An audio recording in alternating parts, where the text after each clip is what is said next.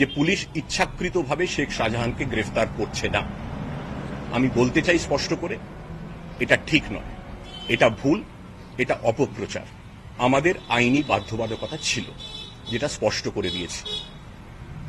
দিন দুয়েক আগে যখন মাননীয় উচ্চ আদালতের তরফে স্পষ্ট করে বলে দেওয়া হয় যে গ্রেফতারির উপরে কোনো ধরনের বিধিনিষেধ নেই, তারপর আমরা জোর কদমে তল্লাশি শুরু করি এবং গত রাতে মিনাখা থানার বামুনপুকুর অঞ্চল থেকে শেখ শাহজাহানকে আমরা গ্রেফতার করেছি। গ্রেফতার করার পর তাকে বসিরহাট কোর্টে নিয়ে যাওয়া হয়েছে। কিছুক্ষণের মধ্যেই তাকে আদালতে পেশ করা হবে এবং তাকে পুলিশি হেফাজতে নেয়ার आवेदन জানানো হয়েছে। देखिए, शेख शाहजहां को अरेस्ट कर लिया है स्टेट पुलिस। हमारा लीडर अभिषेक बंदोपाध्याय उन्होंने बोला था हाई कोर्ट के राय के 2 पैरा उसके लिए ही स्टेट पुलिस का हाथ पा बांधे हुए है और एक्शन नहीं ले सकते हैं। उसके स्टेटमेंट के बाद ऑनरेबल हाई कोर्ट वो जो विधि निषेध आरोप था वो हटा दिया और हम लोग कॉन्फिडेंट थे पुलिस स्पीड से काम करेगा, गति से काम करेगा और जल्द ये शाहजहां गिरफ्तार होगा। तो वही हुआ। अब हमारा ये कहना है, ये देखना है, वो नारोदा में जो सीबीआई का एफआईआर नेम्ड है शुभेंदु, उसको सीबीआई को अरेस्ट करना चाहिए।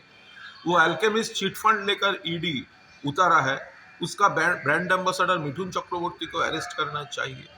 महिला कुश्तीगीर साक्षी मालिक, उन लोगों को जो हैरास किया था, उसके साथ बदतमीजी किया था, वो बीजेपी सांसद, भाजपा सांसद ब्रिजभूषण को अरेस्ट करना चाहिए। जो लोग देश को बैंक को लूट कर विदेश में चला गया है, उनको निर्मला सीतारमन जी पकड़ के लाइएगा। हमारा पुलिस जो काम करना था तो कर दिया, लेकिन सीबीआई ईडी उनका जो करना है अब तो करके दिखाइए। শেখ শাহজাহান গ্রেপ্তার হয়েছে, আমরাও খবর পেয়েছি এবং তা সম্ভব হয়েছে বিজেপির লাগাতার আন্দোলনের ফলে, সন্দেশখালীর মহিলাদের, মেয়েদের, মায়েদের, বোনেদের লাগাতার আন্দোলনের ফলে।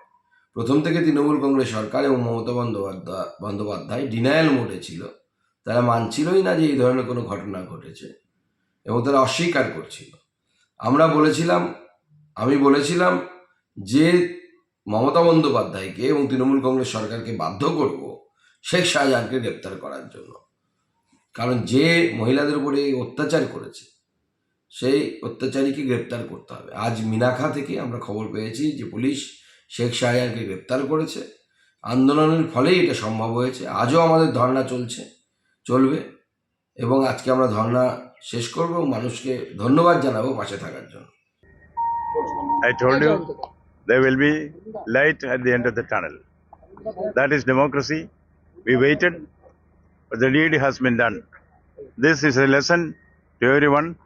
Now let's hope new dawn of lawfulness will come back to Bengal.